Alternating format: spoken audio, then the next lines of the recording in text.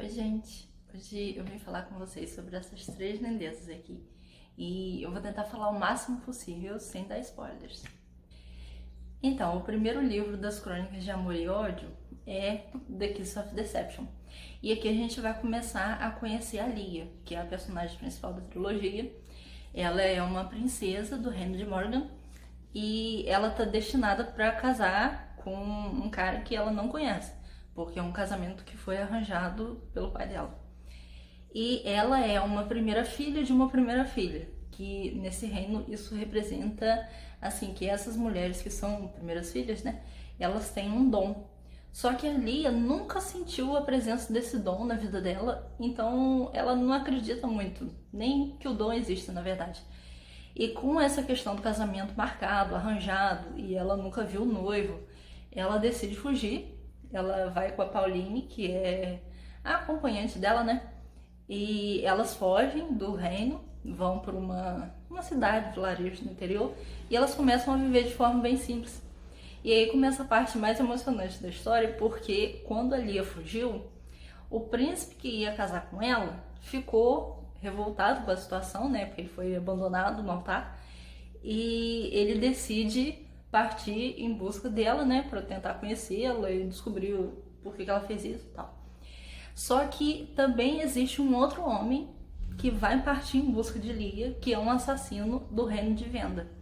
Porque na história, assim, a gente tem três reinos principais, que é o de Morgan, o Dalbrek, que é do cara que ia casar com a Lia, e o reino de Venda. Aí começa essa situação que tá o assassino e o príncipe tentando achar a Lia e, né, cada um com um objetivo com ela. Só que os capítulos vão alternando entre eles, mas os caras, quando eles aparecem e tal, não fala quem é o assassino e quem é o príncipe. E à medida que vai seguindo, a gente vai criando suposições de quem é quem. Só que eu, por exemplo, a suposição que eu criei não era a verdadeira. Eu me surpreendi depois quando eu descobri quem que era cada um. Então, eu amei esse livro e ele estava até um tempo parado na minha estante, esperando, né, para ler. E quando eu terminei a leitura, eu não tinha as continuações. Eu logo comprei na semana seguinte o 2 para poder começar a ler. E eu acho assim que é uma série muito interessante e como ele começa a ambientar essa realidade, esse lugar todo com esses reinos e vai começando a mostrar como que é a realidade de cada um. Então eu acho isso muito interessante. Eu tô tentando falar o máximo possível sem dar spoilers, né? O segundo é o The Heart of Betrayal. Porque, assim, no final do primeiro acontece uma coisa muito importante. Aí, nesse segundo, a Lia já tá em um outro lugar. Que pela capa a gente já vê, né? Que é um lugar diferente e tal.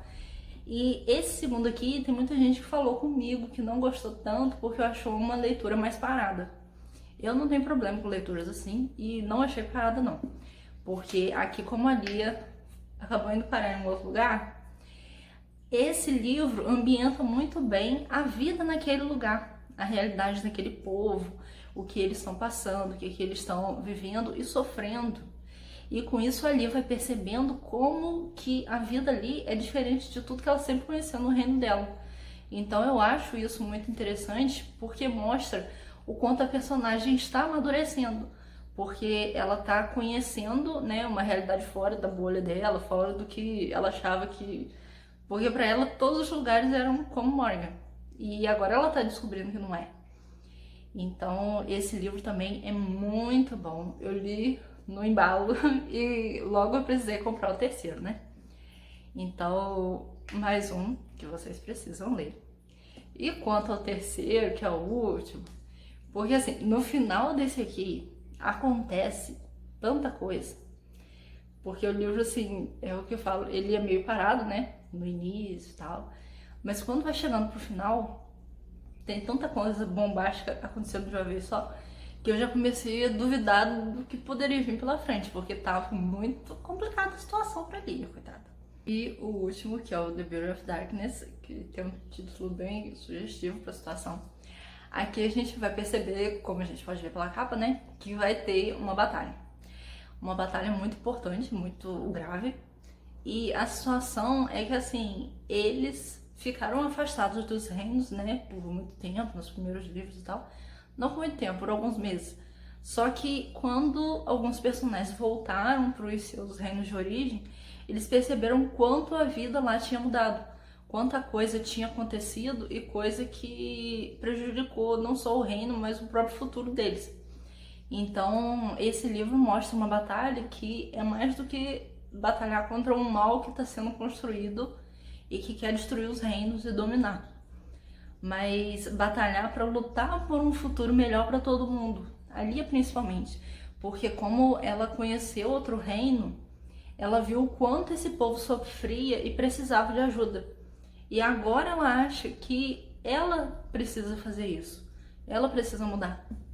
Porque no final do segundo, inclusive, tem uma parte que tem uma das canções, que é uma canção de venda, que ela via venda e tal. E tem um certo momento que fala assim, que alguém precisava tomar uma atitude.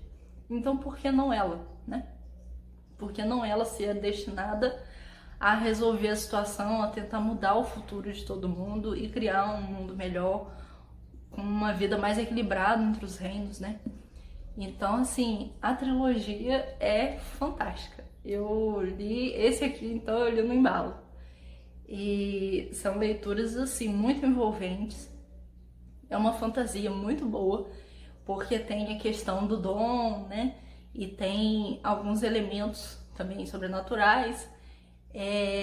Eu gostei demais. Então eu indico para vocês essa leitura. Se alguém aí já leu, comenta para mim o que vocês acharam e me digam, se vocês não tiveram coragem de ler ainda, por que vocês ainda não conheceram essa trilogia.